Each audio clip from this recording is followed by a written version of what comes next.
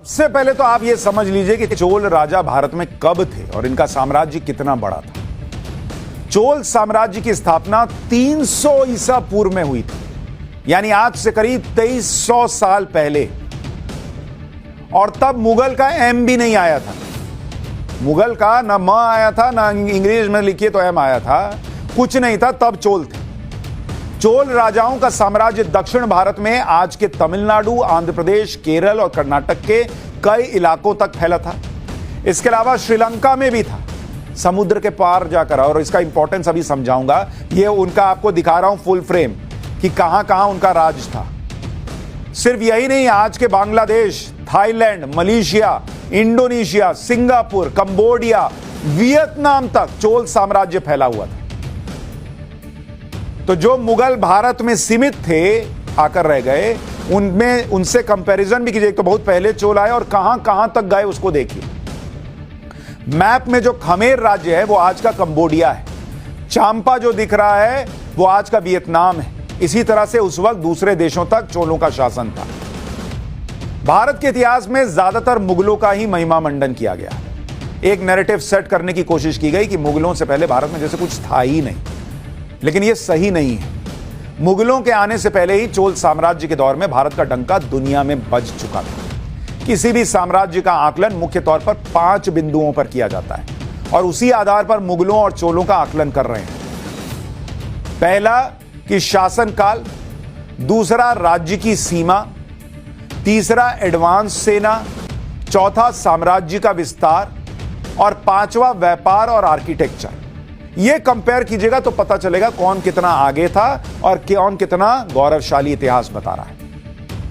अब आपको बताता हूं कि कैसे इन पॉइंट्स के आधार पर मुगल चोल शासन से बहुत पीछे थे।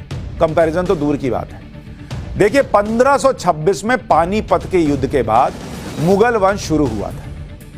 साल 300 ईसा पूर्व में चोल साम्राज्य की स्थापना हो गई थी। तो कहीं कोई कंपैरिजन ही नहीं। 1800 साल पहले चोल साम्राज्य अस्तित्व में आ चुका था। मुगलों ने लगभग 331 साल तक शासन किया।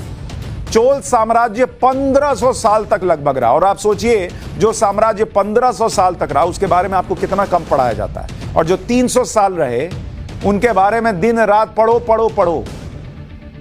यानी मुगलों से कहीं ज्यादा राज किया चोलों ने।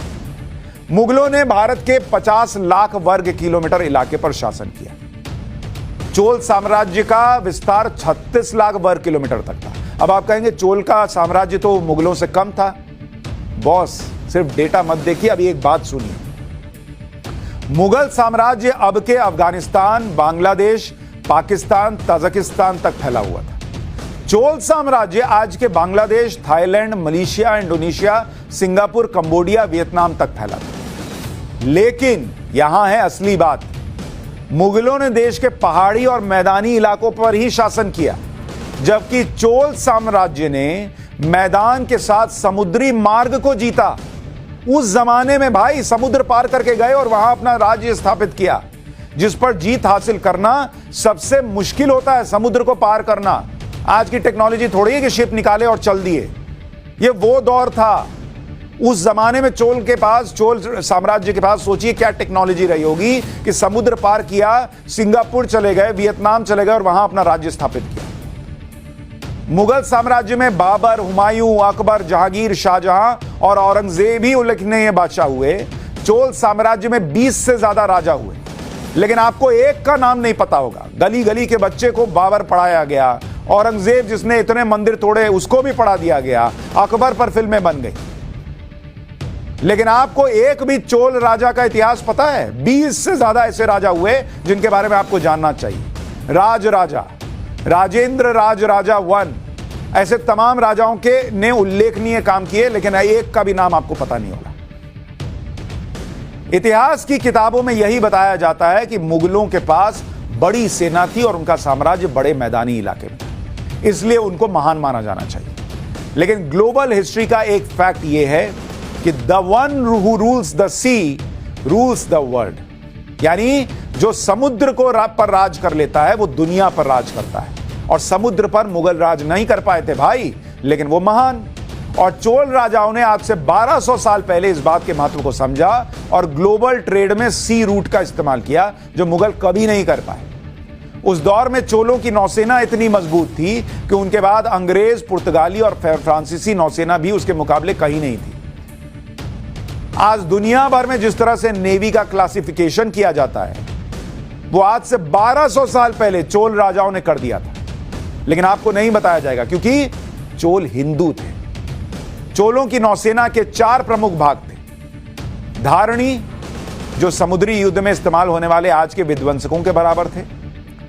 लूला, आज के दौर के छोटे युद्धक पोत के बराबर, जो एस्कॉर्ट के भी काम आते थे उस जमाने में। सोचिए, वज्र आज के समय के आधुनिक युद्धपोत की तरह थे, तेजी से हमला करने में सक्षम थे। इनके जरिए मदद भी पहुंचाई जाती थी। जो आईएनएस विक्रांत वगैरह आज सुनते हैं, वो उस जमाने में भाइयों ने बना लिया।